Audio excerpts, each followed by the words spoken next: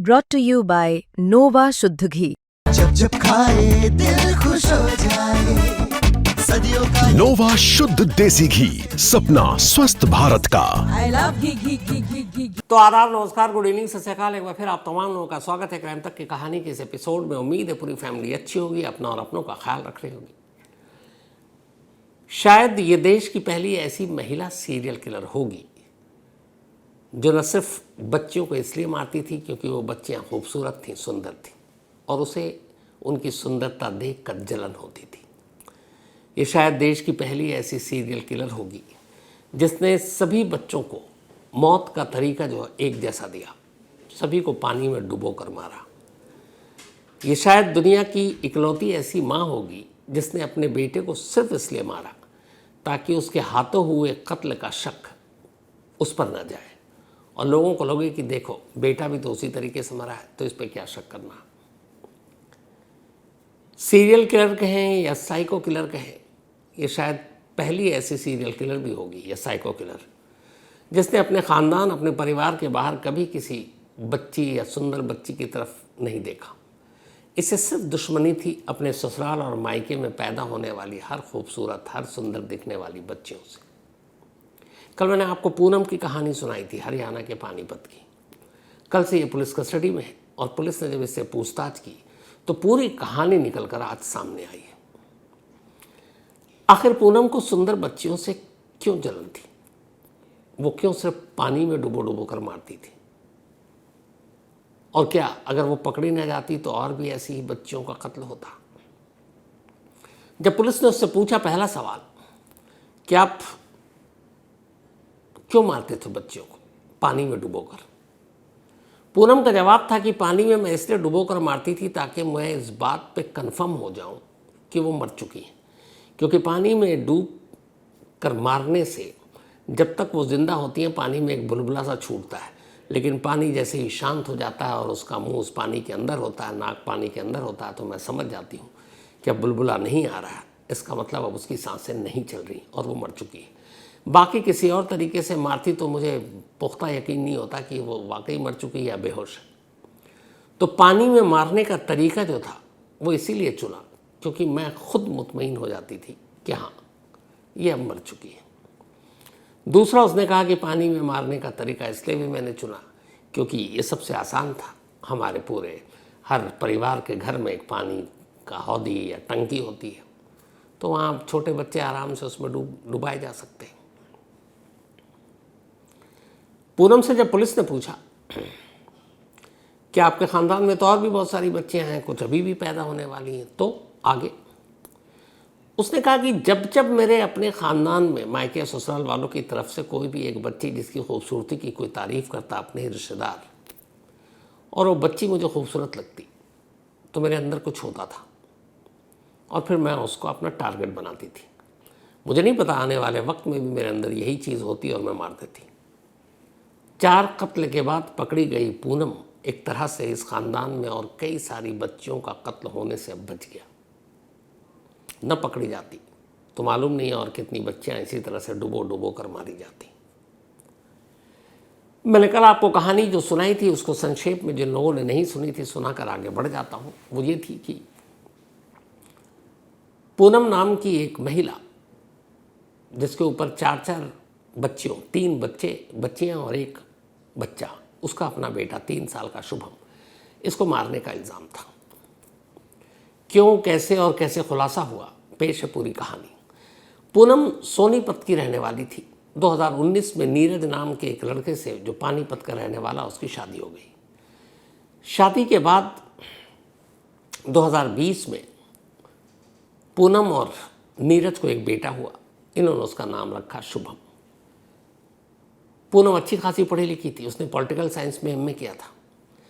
फिर उसका जब शादी हो गई, ससुराल आ गई, तब उसने अपने पति से कहा वो अब भी पढ़ना चाहती है, टीचर बनना चाहती है। पति ने सपोर्ट किया और ससुराल में आने के बाद उसने बीएड का एग्ज़ाम दिया और बीएड क्लियर कर लिया। तो एमए इन पॉलिटिकल साइंस और बीएड, एक अच्छी खासी पढ़ी लिखी, सब कुछ ठीक चल रहा था। तभी शुभम जैसे जैसे बड़ा होने लगा, 2020 में पैदा हुआ था, जब वो 2 साल का होने लगा तो उसके मायके वाले, ससुराल वाले, उसके जानने वाले रिश्तेदार अक्सर ये कहते हैं कि पूनम तुम्हारा बेटा तुम्हारे ऊपर नहीं गया, सुंदर नहीं दिखता है, मतलब तुम बहुत सुंदर हो। शुरू में तो पूनम ने इसको इग्नोर किया, लेकिन धीरे धीरे जब ख़ानदान के लोग बोलने लगे तो उसे बहुत बुरा लगने लगा।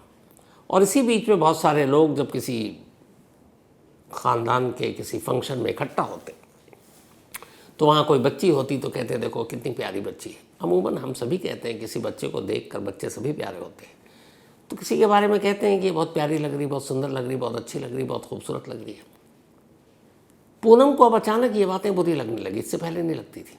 उसे लगा कि लोग दूसरों की बच्चियों की खूबसूरती की तारीफ़ कर रहे हैं और मेरे बेटे को कह रहे हैं कि ये तुम पर नहीं आ गया है और ये मतलब दिखने में अच्छा नहीं है, सुंदर नहीं।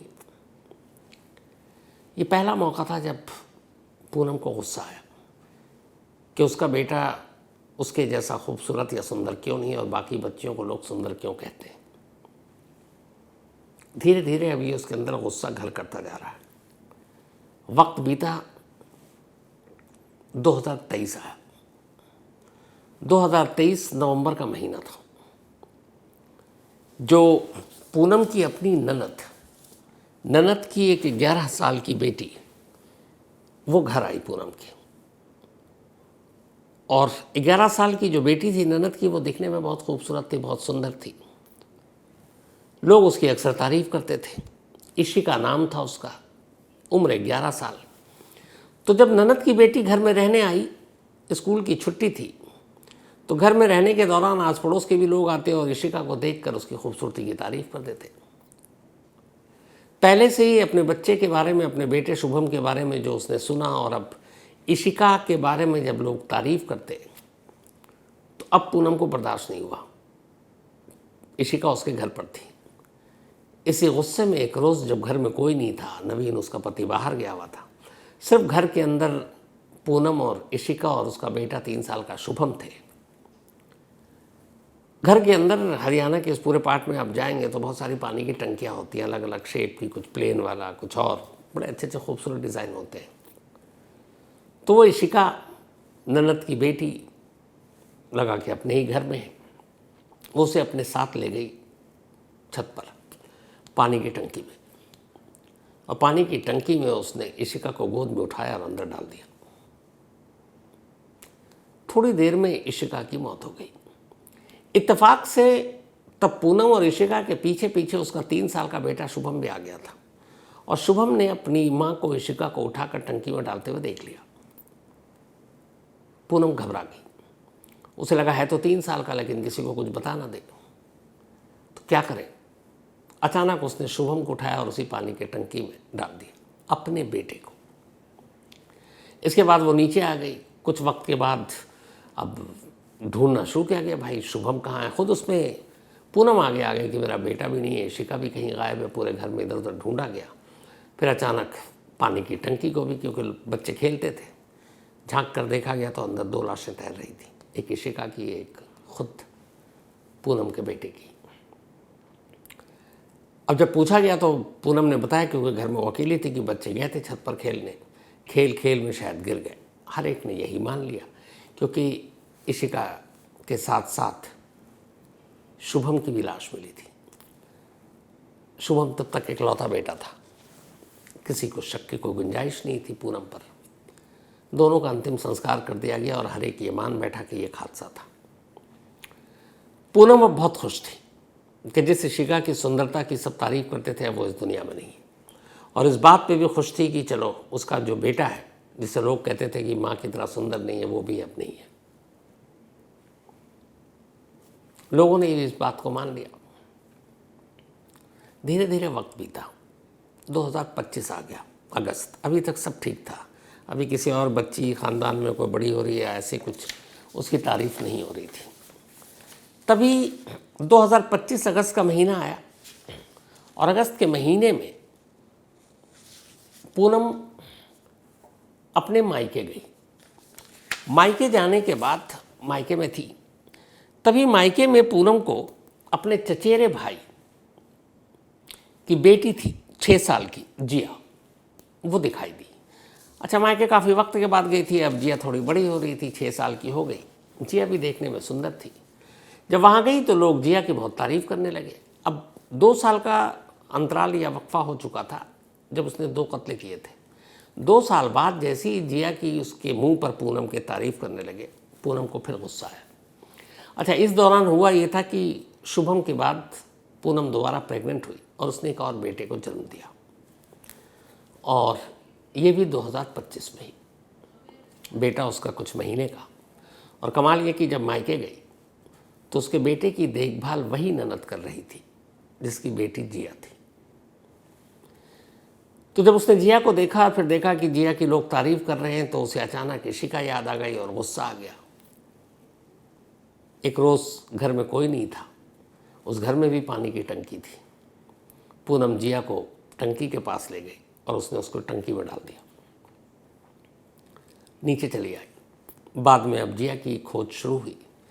कुछ वक्त के बाद पानी की टंकी पर लोगों ने तलाशा और अंदर से फिर एक बच्ची की लाश तैरती हुई नजर आई। फिर यह हुआ कि शायद वो खेल खेल में टंकी में गिर गई।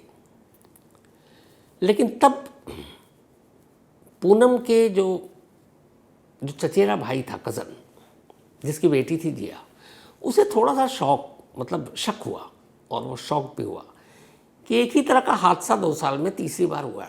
पहले उसका बेटा पूनम का, फिर इशिका, और अब इसके घर में आते ही जिया पानी की टंकी में। कुछ गड़बड़ तो नहीं है।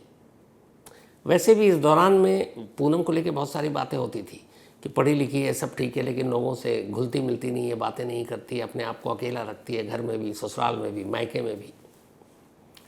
शक हुआ था कज़न को, लेकिन बात ऐसी थी कि उसे लगा किससे शेयर करे, इसलिए वो खामोश हो गया। उसे लगा कि शायद वाकई हादसा है। ये बात उसने अब कही कि उस वक्त उसे अपनी भाभी पर शक हुआ था, चचेरा भाई था, मतलब बहन पर। लेकिन तब भी कुछ नहीं हुआ। लोगों ने किस्मत मान लिया और ये मान लिया कि जिया की मौत भी पानी की टंकी में एक हादसे की वजह से हुई। खेलते खेलते वो गिर गई। इसके बाद कुछ दिन तक वो मायके में रही, शोक वोक मनाया गया, फिर वापस आ गई अपने ससुराल। ससुराल आने के बाद अब वो नॉर्मल, ठीक ठाक, क्योंकि अभी आसपास में उसके कोई खूबसूरत बच्ची नहीं है। तभी नवंबर में उसके पति नीरज के मामा के घर में शादी थी, और शादी 2 थी, नीरज के मामा की बेटी की और बेटे की।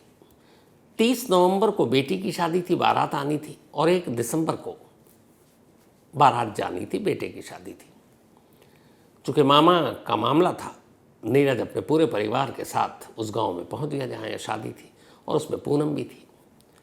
पूनम वहां पहुंचती है, शादी में शामिल होती है बेटी के। 30 तारीख को सब कुछ नॉर्मल। लेकिन 30 तारीख की रात से उसके अंदर फिर से एक हैवान जागना शुरू होता है। उसकी वजह यह है कि जब वो शादी के घर में पहुंची, अब शादी का घर है तो सभी तैयार होते हैं, बच्चे भी तैयार होते हैं। तो इस बार जो बच्ची थी उसका नाम था विधि, 6 साल की बच्ची, इसी परिवार की। विधि का भी रंग रूप बहुत अच्छा, और शादी का मौका, बच्चों को तैयार किया जाता है अच्छे से, तो वो सच संवर कर और भी बहुत क्यूट सी लग रही थी। कुछ लोगों ने तारीफ़ कर दी। इत्तेफाक से पूनम वहीं पर थी।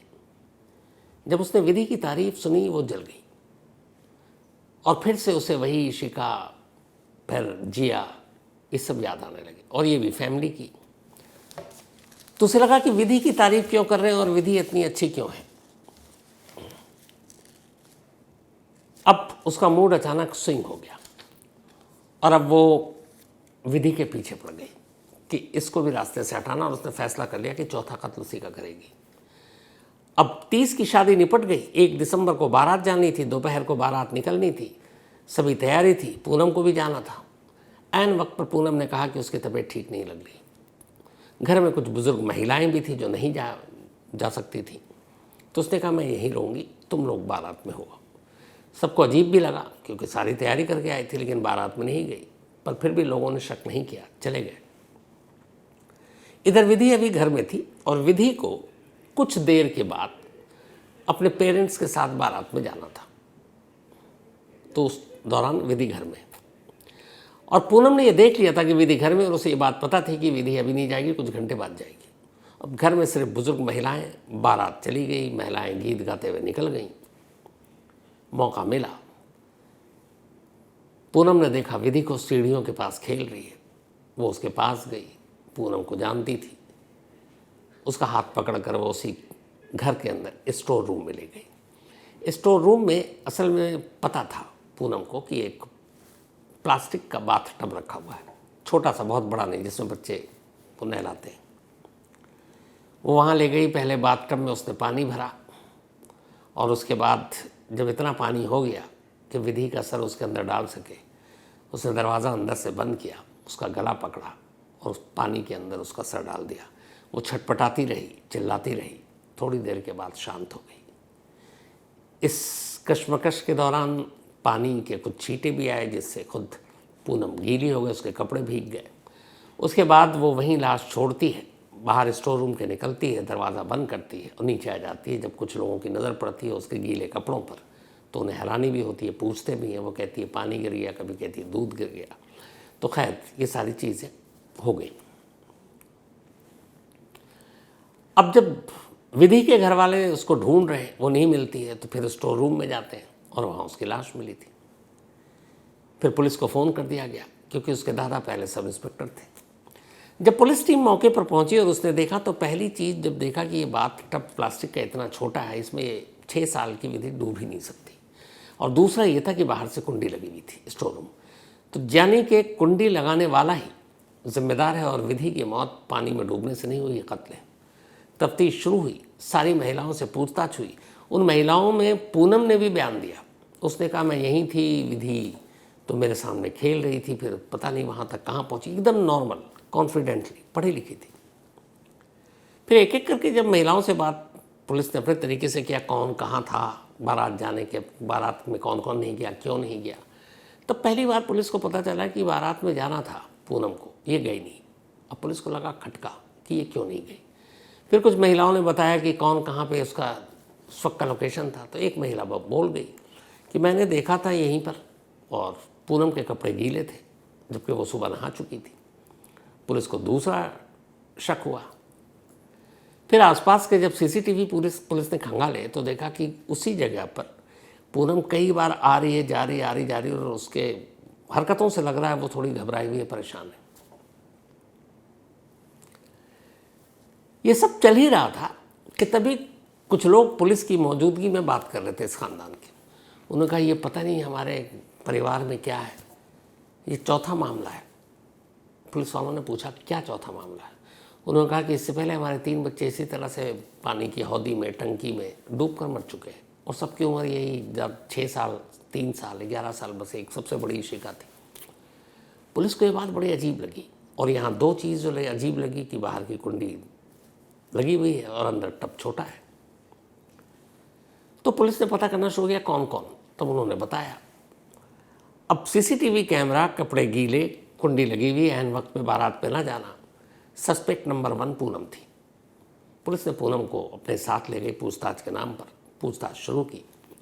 जो वहाँ बयान दे रही थी, पुलिस स्टेशन में बयान देने में वो थोड़ा सा घबराने लगी।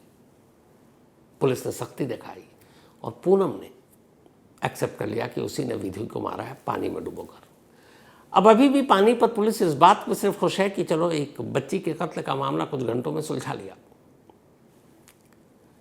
लेकिन जैसे ही ये बात पता चली कि विधि ने ये कबूल कर लिया है कि विधि को मारने की बात कबूल कर ली है पूनम ने, अभी उनके रिश्तेदारों तक बात पता चली। अब वो सभी हैरान। अब सभी को वो 2023 से लेकर अगस्त 2025 तक की 3 मौत याद आने लगी, क्योंकि सभी पानी में डूबकर उनको मारा गया था, डुबोकर। अब वो लोग थाने पहुंचे, पुलिस वालों से कहा कि आज सच है पूनम ने मारा है। पुलिस ने कहा ये एक्सेप्ट कर रही है। तब उन्होंने कहा फिर जो 3 बच्चों की हमारे ख़ानदान में मौत हुई है, उनकी भी तो एक ही तरीके से हुई है। पर फिर उसने कहा कि नहीं, उसमें तो उसका बेटा भी था, बेटे को थोड़ी मारेगी। अब पुलिस तक ये पूरी बात पहुंच गई, सीनियर अफसरों तक। उन्हें लगा ये क्या है, एक ही तरीके से पूरा पैटर्न है ये मौत का, पानी में डुबोकर। अब पुलिस को लगा कि नहीं, ये एक मर्डर नहीं, ये तो सीरियल किलिंग का मामला है। दोबारा पुलिस की एक टीम पूनम को अलग कमरे में ले जाती है और पूछती है कि तुमने सिर्फ विधि नहीं 3 और कत्ल किए। अब तक पुलिस को सारे तीनों बच्चों के नाम भी पता थे, इशिका, खुद उसका बेटा शुभम और उसके बाद जिया। थोड़ी देर के बाद पूनम ने अपने सारे जुर्म कबूल कर लिए। उसने कहा हाँ, मैंने उन सबको भी मारा। तब पुलिस ने पूछा तुमने क्यों मारा, और तब उसने बताया कि मुझे उनकी सुंदरता से जलन। जो पुलिस अफसर हैं वहाँ के, उन्होंने कैमरे पर मीडिया के सामने बात की थी। उनकी सिर्फ 2 लाइन आप सुन लीजिए। जितनी देर से मैं कहानी सुना रहा हूँ उसका पूरा सार आपको समझ में आएगा। सिर्फ 2 लाइन कि खुद पुलिस अफसर क्या कह रहे हैं, सुनिए। कि जो सुंदर बच्चियां हैं उनसे इसको नफरत सी है। साइको जो है किलर टाइप है, उस टाइप की लेडी है। इसकी जो विचार है, सोच है, वो इस तरह की है कि ये जो सुंदर बच्चियां हैं उनसे पता नहीं क्यों नफरत करती है, इसकी ये सोच है। हाँ, इसने अपना बेटा भी मारा है। साइको किलर सुंदर होने की वजह से वो मार देती थी। क्राइम की दुनिया में, कम से कम अपने देश में, क्या आपने इससे पहले ऐसी कहानी सुनी किसी लेडी के बारे में? अब इसे आप सीरियल किलर कहें, पूनम को साइको किलर कहें, या एक अजीब किलर। और जिसने सिर्फ और सिर्फ, उससे पुलिस ने ये भी पूछा था कि तुमने अपने ही खानदान के बच्चियों को निशाना क्यों बनाया। उसने कहा मुझे बाहर की दुनिया से मतलब नहीं, यही लोग मेरे बच्चे के बारे में बात करते थे और यही लोग, मुझे लगता था कि मुझसे आगे चलकर सुंदर ना हो जाए, तो इसीलिए मैं सिर्फ खानदान के लोगों को मारती थी, चाहे वो मायके के हो या ससुराल के हो। उसने अपनी ननद की बेटी को मारा और अपने मायके में अपने भाभी के भी, कज़न के भाई, चचेरे भाई को भी। फिलहाल अभी कस्टडी में है और पुलिस के हिसाब से अगर ये पकड़ी ना जाती तो आने वाले वक्त में अगर किसी भी इसके ख़ानदान की किसी बच्ची के बारे में कोई बोल देता कि ये सुंदर है तो उसका मरना भी तय था। तो बहुत सारी बच्चियों की शायद जान बच गई। तो ये थी आज की कहानी, बेहद अजीब और अफसोसनाक। पर कहानी ख़त्म करूं उससे पहले वही अपना सिलसिला। आज अभिषेक शर्मा, इनका बर्थडे है, तो हैप्पी बर्थडे अभिषेक। और ये सुमैल सिंह जी ने भेजा है। इसके अलावा केविन कार्तिक का भी आज बर्थडे है, तो हैप्पी बर्थडे केविन। और ये भेजा है विजय कुमार पार्ले ने। एनी, इनका भी जन्मदिन है, तो हैप्पी बर्थडे एनी। और ये भेजा है अदनान खान ने। इसके अलावा ओम राय, इनका भी आज बर्थडे है, तो हैप्पी बर्थडे ओम राय। और ये घनश्याम राय जी के भाई हैं। साथ ही गणेश शर्मा, इनका भी आज जन्मदिन है, तो हैप्पी बर्थडे गणेश शर्मा साहब। इसके अलावा आज संजना की एनिवर्सरी है, इनका हस्बैंड का नाम भेजा नहीं गया, तो कोई बात नहीं। संजना, आप और आपके पति को एनिवर्सरी की बहुत बहुत बधाई, मुबारक। शादी की सालगिरह की बधाई हो। आप दोनों की जोड़ी यूं ही बनी रहे, आप खुश रहें। और ये भेजा है अरबाज ने। इसके अलावा आज हमारी टीम के दीपक सिंह, आप सभी वाकिफ़ हैं, डेली देखते हैं, अभी लंबी छुट्टी से लौट कर आया है, साल में सिर्फ एक ही बार छुट्टी लेता है वो। दीपक सिंह का बर्थडे, तो पूरी टीम ने आज दीपक के नाम पे केक भी काटा। तो हैप्पी बर्थडे दीपक, हमेशा अच्छे रहो, खुश रहो। और दीपक के जो फादर हैं वो BSF में हैं और ये पूरी फैमिली एक साल में एक बार ही मिलते हैं। मम्मी भी जो है वो पापा के साथ दीपक के रहते हैं या फिर और भी कहीं, कभी अपने घर ये वो। तो कायदे से 1 महीना ऐसा होता है जब ये तीनों, दीपक और मम्मी पापा उसके, सब इकट्ठे होते हैं। और यही वो टाइम होता है जब ये लोग एक तरह से एक होकर अपनी सारी जो खुशियाँ हैं वो बांटते हैं। तो मेहनती भी है, टैलेंटेड भी है और खूब आगे भी जाएगा, मुझे यकीन है, मैं पहले से ही कह रहा हूँ। तो हैप्पी बर्थडे दीपक, हमेशा अच्छे रहो, खुश रहो, खूब नाम कमाओ, यही मेरी दुआ है। और अब तुम्हारा क्या कहते हैं, वक्त भी आ गया अब शादी वादी का, तो जल्दी देख लो, शादी वादी भी कर लो। बहुत चूज़ी है लड़कियों के मामले में कि कई सुना है, उसकी मम्मी ने दिखाएं तस्वीरें, बट रिजेक्ट ज़्यादा करता है। अब पता नहीं सिलेक्ट कब करेगा, देखिए जल्दी हो तो फिर हम लोग भी शादी में शामिल हो। तो इसके साथ ही कहानी में आज इतने ही। अब आपसे मुलाकात होगी कल रात 9 बजे किसी नई कहानी के साथ। तब तक अपना और अपनों का ख्याल रखिएगा। Thank you very much.